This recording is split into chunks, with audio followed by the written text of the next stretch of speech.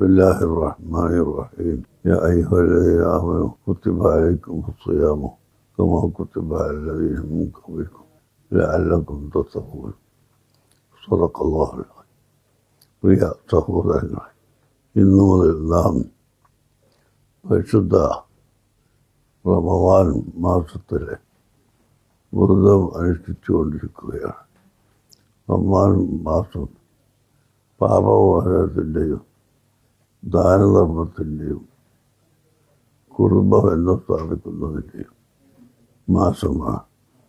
അതിനാൽ എല്ലാവരും ഈ മാസത്തിൽ പ്രത്യേകിച്ചും ഇബാദത്തുകൾ കൊണ്ട് മുഴുകുകയും പാവപ്പെട്ടവരെ സഹായിക്കുകയും പരിശുദ്ധ ഖുർആൻ ധാരാളമായി പാരായണം നടത്തുകയും ചെയ്യണമെന്ന് അഭ്യർത്ഥിക്കുന്നു. അല്ലാഹു സുബ്ഹാനഹു വ തആല എല്ലാവർക്കും ഐശ്വര്യം നൽകുമാറാകട്ടെ.